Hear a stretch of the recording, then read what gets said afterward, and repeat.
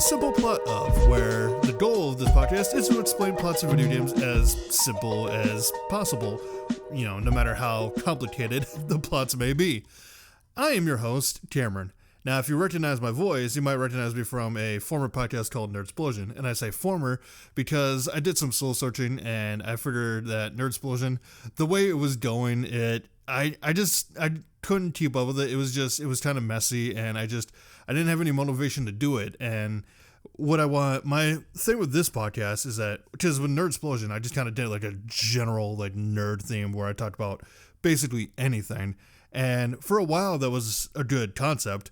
And it just, after a while, it just started like, okay, like it's kind of getting messy and it's kind of hard to think of stuff or whatever. So I wanted to start a new show with a specific like theme to it, a specific shtick, And I figured, I like talking about video games, so I wanted to start a podcast about, talk about plots of video games.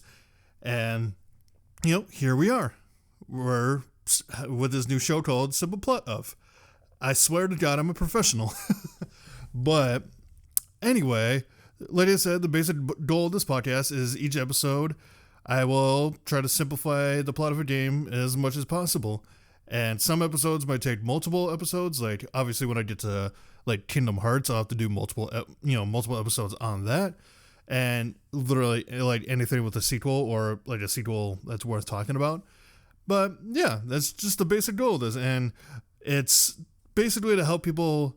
I mean, obviously there's going to be spoilers for games, but if people like have played a game that I talk about and still are not understanding the plot, I'll try to do my best to simplify that, and without repeating myself, let's just get into what's going to be the first of hopefully many episodes of this, starting with, and this was suggested by my wife, Undertale. We're going to start off with Undertale. Before we get started with this, new episodes of this come out on Sundays. Check the link in the description for all the socials and whatnot.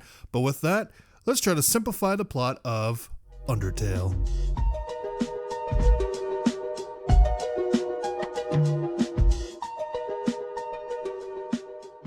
So, as always, before we get started with this, spoilers. Major spoilers for the game. If you have not played it yet, I highly recommend it. Honestly, if you want to play it before you listen to this episode, go play it and then come back. I'll be here when you come back. Don't worry. I'm not going anywhere. I got nowhere else to go. Anyway, let's get some information out of the way first. Now, Undertale was developed by Toby Fox and also a small team of people. Let's not, discredit them. Release date, it came out on PC first on Windows and Mac OS, September 15th, 2015. Linux, July 17th, 2016. PS4 and PlayStation Vita, August 15th, 2017. Nintendo Switch, September 18th, 2018. And Xbox One and Xbox Series X and S on March 16th, 2021. It is a RPG, and honestly one of the biggest RPGs out there. Like, my God, the fan base is it's huge. It's huge, let me tell you. It's huge.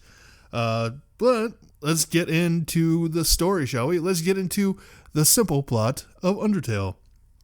Long ago, two races ruled over the earth, humans and monsters. One day, a war broke out between the two races. After a long battle, the humans were victorious. 7 of their greatest magicians confined the monsters to the underground with a magic barrier. However, this barrier is not perfect. Many years after the war, in 201X, that's how they write out the year, a human child climbs Mount Ebott for their own mysterious reason. It is said that those who climb the mountain never return. The child discovers an enormous hole in the mountain and falls in. After that, the story begins. The protagonist starts off their adventure in the ruins and soon meets Flowey, a sadistic flower who attempts to kill the protagonist for his own amusement. He is thwarted by the motherly monster named Toriel, who teaches the child how to solve puzzles and resolve conflicts in the underground. After a boss fight with her, she allows the child to exit the ruins. The way the story progresses in the main section of the game is determined by the protagonist's actions towards the supporting characters and other monsters. The storyline, as well as much of the dialogue, can vary greatly depending on the player's decisions. The 3 main paths are the neutral route, the true pacifist route, and the genocide route. So, to simplify that down, like I said, you got the intro, whatever. You fall down the hole. Flowey's just like, "Hey, I'm your friend. Look at this scene. I gotta teach you how things work down here." Literally just tries to kill you on sight. Like Flowey really said on sight. But Toriel was just like, you ain't touching my baby. So she guides you through the ruins and kind of encourages you to spare monsters. Now, typical RPG fashion, people who might not know any better, they'll go into Undertale thinking like, oh, I'm just going to kill everybody I come across. That's typically how these things go. Not Undertale. It kind of changes that aspect. I mean, you can kill everybody, but you can also spare everybody. That's why there's 3 different routes. And you just go out throughout the game. Now, I won't explain the 3 routes real quick. The neutral route is basically you go through, just maybe kill or spare anybody you come across. Well, if you spare everybody, that's the true pacifist route, but neutral route is basically like if you went through, killed any monster you came across, and you just got to the end or whatever. But the true pacifist route is if you spare literally everyone you come across, including boss monsters, as they're called. And then the genocide route is where you have to kill literally every single monster. Like, you have to, scour each area to kill every monster that's there. But for the sake of explaining the plot, I'll be going based off of the true pacifist, because the true pacifist is honestly the best way to experience the story of Undertale. So, like I said, you get out of the ruins and you spare Toriel, and she's just like, she trusts that you're strong enough to survive outside the ruins. So you're down in the ruins into the snowy forest, and then you're stopped by Sans, and you meet Sans and Papyrus. So you go through Snowden or whatever, blah blah blah blah blah, and by the end of Snowden, you are stopped by Papyrus, because as much as he wants to be your friend, he has a duty by given to him by Undyne to stop any human that comes across. But because, on the true pacifist route, since you're sparing him, he decides he wants to be your friend instead. So you finish the fight by sparing him, and he's just like, "Hey, you're cool. Why don't you come to my house or whatever?" And depending on the dialogue choices, he either wants to date you or wants to go on a friendship date or whatever. So in order to actually experience the true pacifist route, once he mentions that, coming by the house, immediately go back into Snowden, and you'll go into their house, and Papyrus will kind of show you around. You go into the room, and you go into the date mode or whatever, and that's when you officially become friends with Papyrus, which he then gives you his phone number, because by this point you have a phone that was given to you by Toriel in the ruins. He gives you his phone number, and you're officially, friends with Papyrus. So after Snowden, you go through Waterfall, and there's a part in Waterfall where you're hiding in this tall grass, and you see Papyrus talk to this mysterious figure who we later found out is Undyne. And basically, they wanted Papyrus to kill you and capture you, or kill or capture. No, just capture, I think. I don't think they mentioned killing the human at all. And there's another thing about the human that I'll get to later. But basically, Papyrus kind of tries to warn you, but he also bumbles in the process about Undyne, where there's one part as you're going through the ruins, he calls you, and he mentions Undyne and he mentions that Undyne asked about whatever clothes you're wearing, and so he's gonna say that you're lying or whatever. He's gonna lie to Undyne basically, but the way he lies is that he tells her exactly what you're wearing or not wearing, because whatever armor you have on, if you have the manly bandana, they'll say that "Oh, I told Undyne you're not wearing a bandana. Aren't I such a good friend?" I'm like, "Papyrus, you idiot." So, one thing I will mention with Waterfall, there is a part where you come across one of my favorite characters, and also my wife's favorite character, Napstablook, who's just this ghost, and he's just so apathetic about stuff, and he's depression personified, and I'm all for it. Basically, I really want to get a tattoo of him. Going through Waterfall, towards the end of Waterfall, you meet up with Undyne, who, again, if you're in the true pacifist route, she will be like, I don't believe your goody two-shoes stick or whatever. So she'll try to fight you. But what you have to do with that is you basically run away from her every chance you get. And eventually you make it into Hotland, where, she'll chase you for a bit, but then she'll collapse because, hot land is hot. So what you then have to do is there's a water cooler in the area that, she collapses in. So you go to that, get a cup of water, and then you pour it on her. And it's at this point what you should do. I mean, you can do it, or you can do it a little later too, but this is just what I do. At this point, I go back through Waterfall, go back in the area of the houses, because Undyne's house is up here too. And you'll see that Papyrus is waiting for you. And earlier, Papyrus said something about, the two of you hanging out with Undyne. So you go back to Undyne's house, and Papyrus is standing there. He's like, "Hey, ready for the date, or ready for a hangout with Undyne?" And this is actually kind of funny because, he'll knock on the door, Undyne will answer, and just see Papyrus at first, right?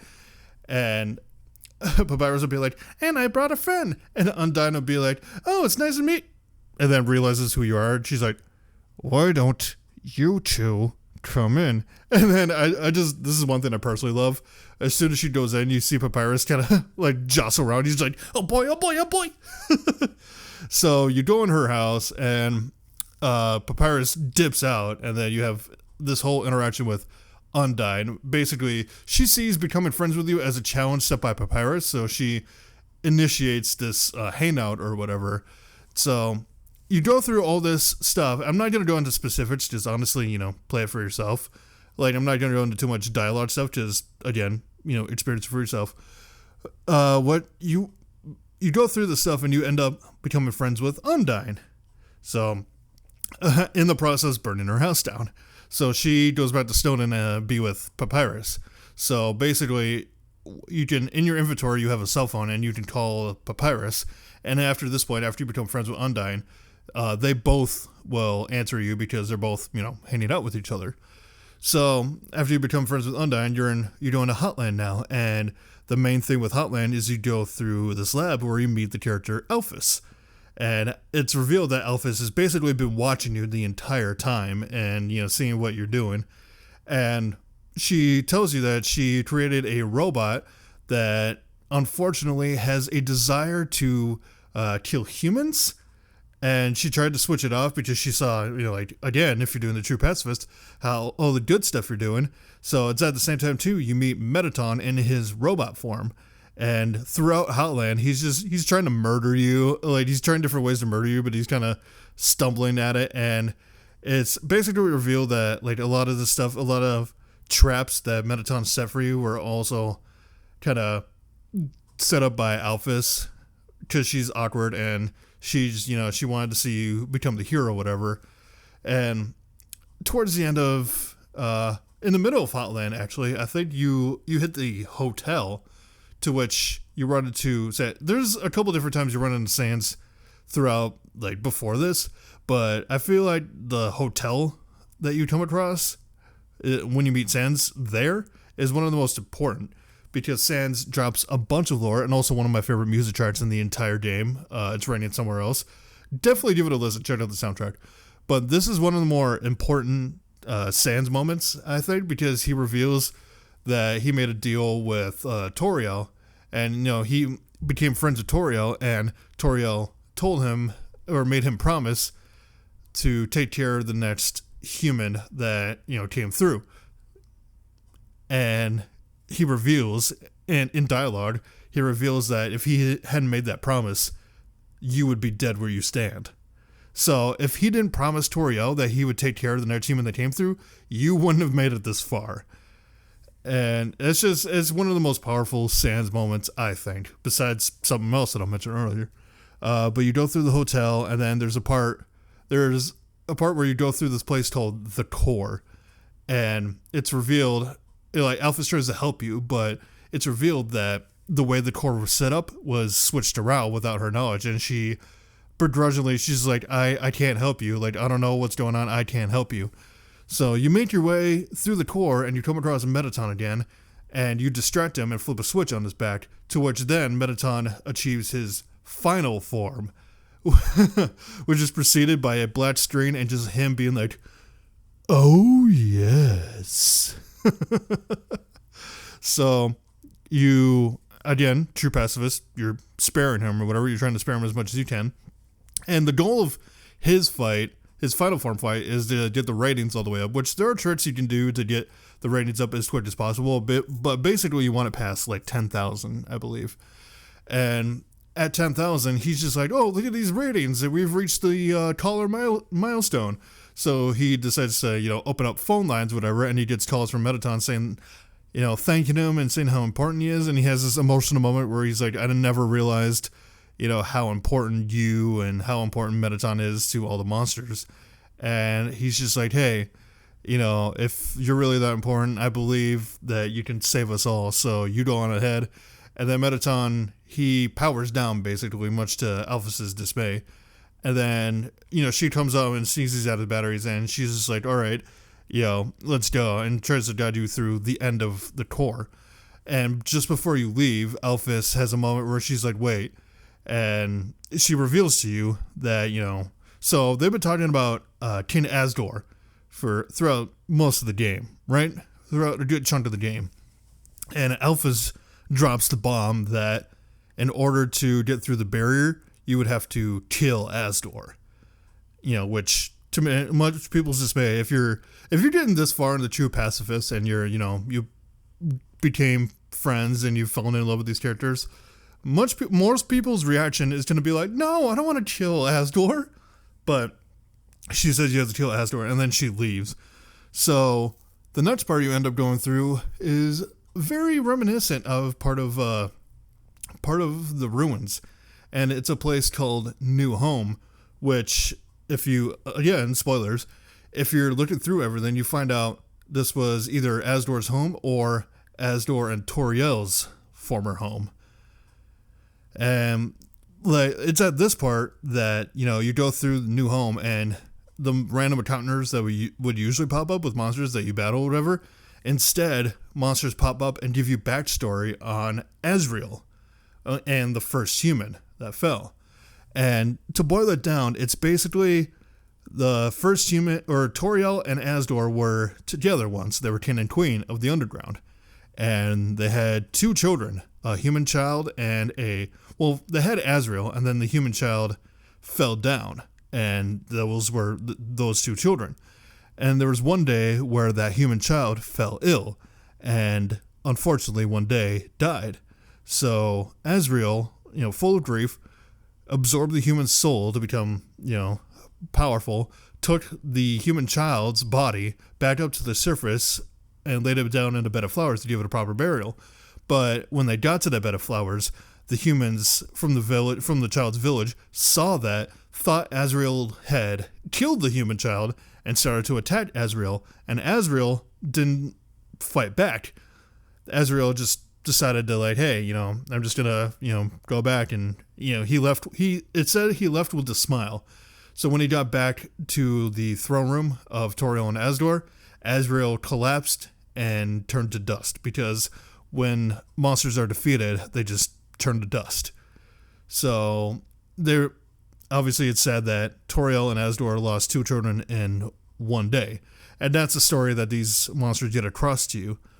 So after these monsters explain the story to you and you get through New Home, you eventually come across a place called Last Corridor, I think it's called, where you meet up with Sans, and Sans then explains to you, he judges you basically for everything you've done up to this point. Which, again, if you're doing the True Pacifist, then he's going to be like, hey, you haven't killed anybody. Even when you ran away from a battle, you did it with a smile. And he explains to you that in your menu, where it says EXP and LV, doesn't actually stand for experience points or, level. It stands for execution points and level of violence. So, execution points, obviously, how many people you've killed, or how many monsters you've killed. And level of violence being, just stuff you gain from killing monsters. And if you're doing a True Pacifist, he's just like, yeah, you're a good you're a good person. Maybe you have what it takes to free us all. I'm counting on you, kid. So you leave him, and you eventually come across Asdor.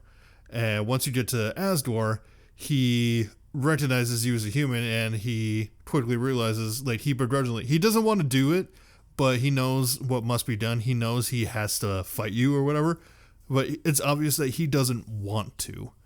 So what you do, you go through the battle, and you have the choice. It gives you the choice after you have to fight him at this point, because you can spare monsters up to this point, but once his battle starts, he destroys the mercy button, so you have to fight him. But don't worry, you don't have to kill him, because eventually his health will get down to like one thing or whatever.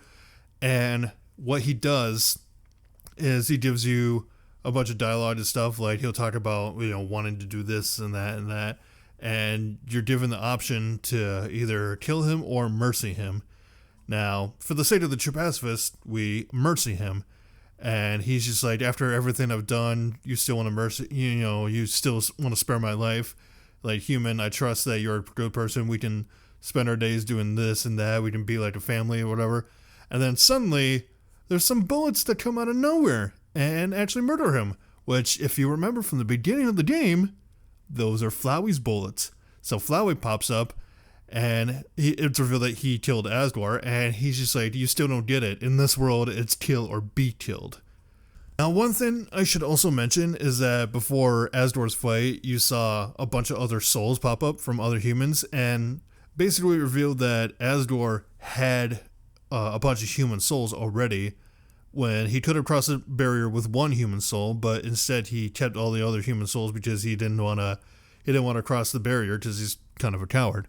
So after Flowey had killed Asgore, he absorbed the power of those human souls, and essentially glitches out and restarts the game, but things are a little different, and you end up in this black void, and you see a save point, so you go to save it, but then Flowey busts through and gives you a whole bunch of dialogue saying how much of an idiot you are, and how he'll, cleanse the world, he'll be the prince of the world or whatever. And it's at this point you fight what is known as Photoshop Flowey.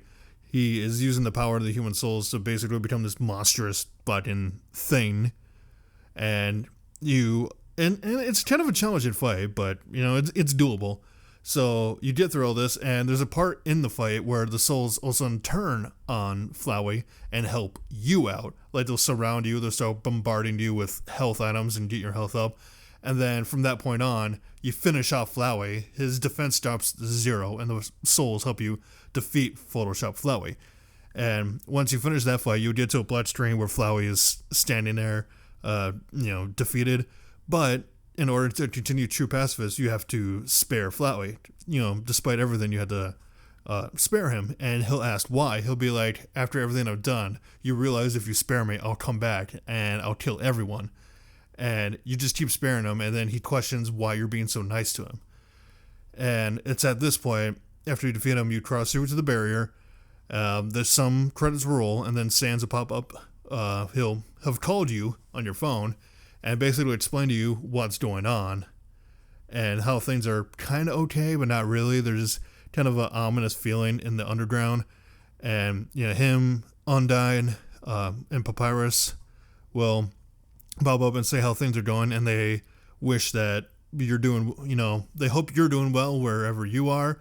And it's at this point, like, if you had killed Asgore, Undyne will have nothing nice to say to you in this part, but if you spared him and Flowey killed him instead, she'll say, like, hey, it's too bad about Asgore, but, you tried to do what you could, and he's just, whatever. So that phone call ends, and what you can then do, what then happens is that Flowey pops up, talking to you, the player, and basically saying, like, hey, what if I could get you a better ending? I feel like you could have been better friends with everyone. What you're going to have to do is reload your save file, but I feel like you could be better friends with everyone. So basically what he means is he takes you back to the main menu, you reload the save, and then from wherever you saved, you go back towards the hotel, like out of the core towards the hotel, to which Undyne will call you and say, like, hey, I have a thing for you to deliver, come to Snowden. So you get to Snowden, and Undyne will be like, hey, I want you to deliver a letter to Elphys. And I can't go because Hotland is hot. What she really means is that she really likes Elphys, and she's too nervous to deliver it. So you do that, you go to the lab, you knock on the door, you slide the letter underneath the door, and Elphys kind of... So she drops some lore here, where when she receives the letter, she just says, oh god, not another one. And then she realizes it's a love letter. So she opens the door and thinks you, the human, wrote the letter. So you go on a quote-unquote date with Elphys, to which she admits her love for Undyne. So eventually, through in the middle of this day, Undyne pops up, and you basically you kind of help them realize how much they care for each other, and Undyne helps Elphys realize that she doesn't need to be scared, and she doesn't need to hide her true self, and she's not as much of a failure as she thinks she is. So after that, you go back through. I think at this point you're in like the dump area, and you go back through, and Papyrus will call you and tell you, like, basically, hey, go back to Elphys' lab. So you go back there, and there's a note that she left for you, and she's just like, hey, if I'm going to be completely honest, if I'm going to be the best friend that I can be, everybody needs to know what I've done. So she opens up the entrance to the True Lab. Now, the True Lab is a thing where you go in and you come across these things called amalgamates, and you go throughout this thing, and eventually you run into Elphys again, who saves you from a group of amalgamates, and she reveals to you that as the royal scientist to Asdor, she was doing experiments on monsters to see what they would do with the power of determination. But unfortunately, the power of determination eventually turns monsters, it makes them melt and morph into each other and turns them into the amalgamates. But she feels better knowing that she can get that secret off her chest, and she gains the confidence to tell, the amalgamates, like, hey, let's go back to your families. And the reason, she was freaking out about the letter earlier is that you find out she was getting letters from other monsters saying, like, hey, where's this person? Where's this person? Where's my family? And it's at this point, Elphys is just like, hey, you know what? It's time to let everyone know what I did. I'm not going to be able to live with myself unless people know what I did. So you do that, and then there's a part in the True Lab where you go into an elevator, but it's once you step into the elevator that you get a call from a mysterious voice that you've never heard before. I think that's what the dialogue says. But basically, they say that they'll be waiting for you. So it's at this point you go back to the new home area, but you find that your way back is blocked, so the only way is forward.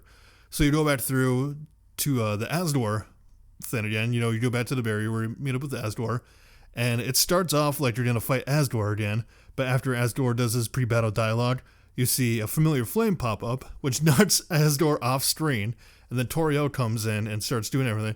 So basically all the friends you've made along the way, Toriel, Undyne, Sans Papyrus, and Elphys, come back to basically be like, hey, nobody fight here. And they come be like, hey, this is, we're here to tell Asdor, like, hey, the human's all right. He became friends with everybody. And it's at this point, so Elphys is just like, wait a minute, Papyrus, how did everybody know you were coming here? Like, I don't know why she's here. I know, just Papyrus told most of them to come here except for Toriel.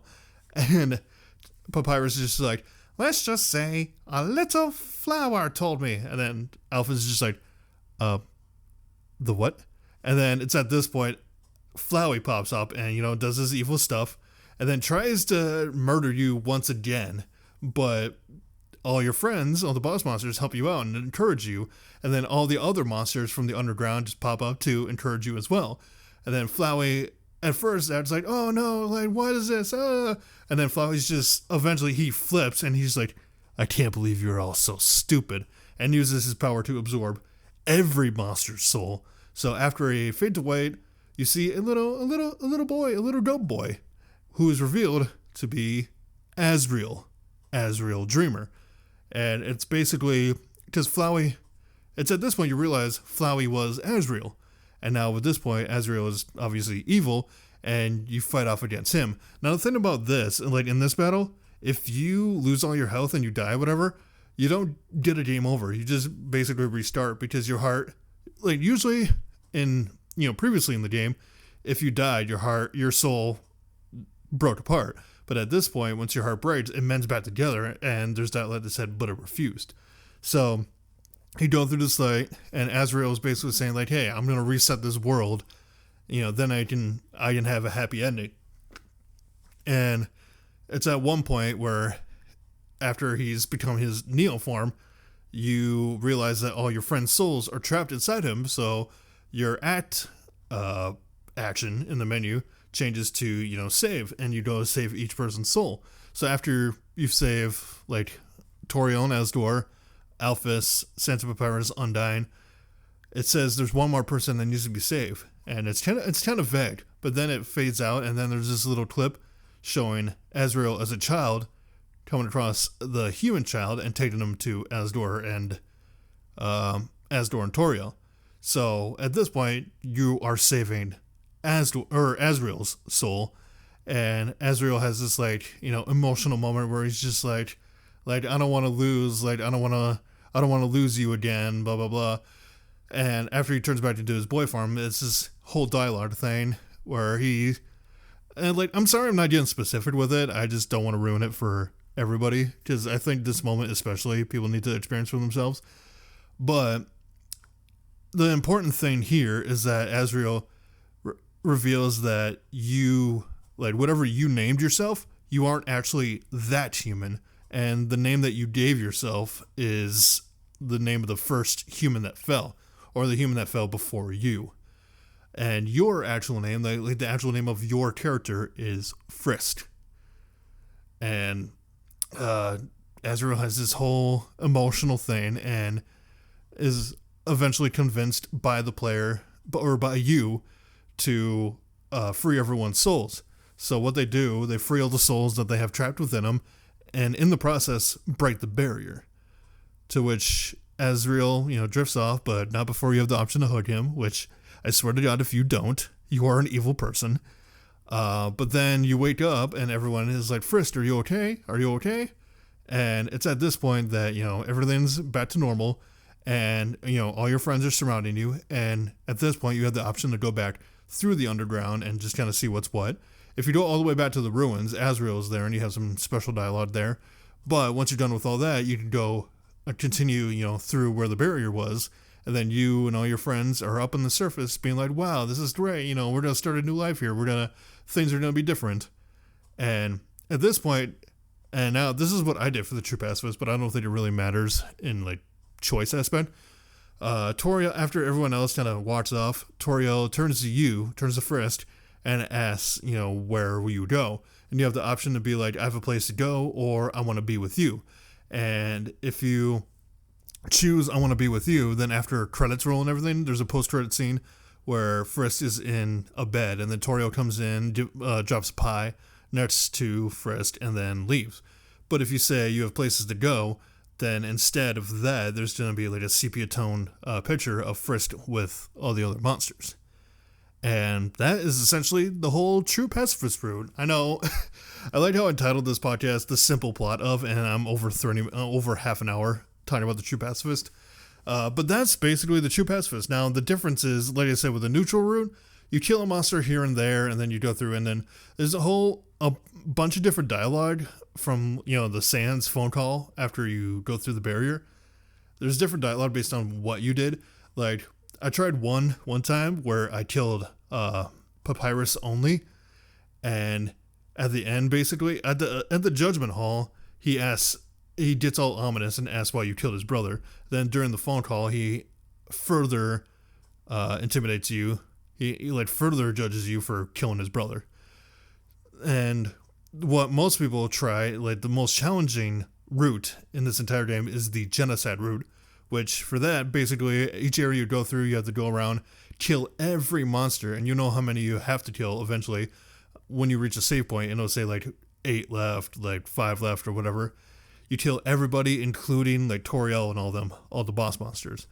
And the biggest difference is that, obviously, you're murdering everyone. But the biggest difference is when you get to new home part, Flowey will say hey, just like old times, you and me, we could take over this world. And basically he tries to become your buddy at this point because he realizes how evil you are, and he's hey, you and I are in this together. And the hardest part, and the part I still haven't gotten through, is when you get to the Judgment Hall, where Sans would be hey, blah blah blah. If you've been killing everybody up to this point, he's just hey, you've been busy, and you reach probably one of the hardest boss fights in this entire game, and that is against Sans. And most people recognize it from the track that plays during it, Megalovina. You know, the da-da-da-da-da-da-da-da-da-da-da-da-da-da. If you manage to get past Sans, then you move on to Asdor, which obviously you murder without question. I don't even think you have the option to murder Asdor. I think it just happens. And then to finish Asdor off for good, Flowey does this thing where he kills him. And then Flowey's just like, see, I didn't, see, I'm your friend. Like, you can trust me or whatever. And you end up murdering the shit out of Flowey. So which after this point, you see a character that looks like your character, that looks like Frisk, but is actually Kara, who is basically the embodiment of evil and supposedly the true human that came before you. And Kara pops up and is just like, hey, let's erase this world for good. Let's make it so there's nothing left. And there's a couple different dialogue options you can choose with her, or them. And the option I always choose is, you disagree. And it's when you disagree with like erasing the world with Kara responds, her eyes get big, or their eyes get big. I never know if they're her or they or whatever. So their eyes get big, and Kara's just like, since when did you have a choice? Jump scares the player, and you see a bunch of 9s pop up on the screen, indicating that you've killed, you've erased the world, and you're essentially dead. And as at this point, you just hear wind. And when you restart the game, there's still wind, there's still nothing. And eventually you get a thing where, like, you're told that, like, hey, there's nothing here. The only way is to reset everything. But if you continue currently, there's nothing here.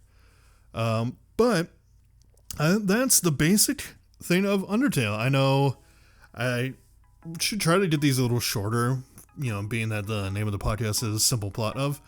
But I feel like that's as best I could explain the whole thing with Undertale.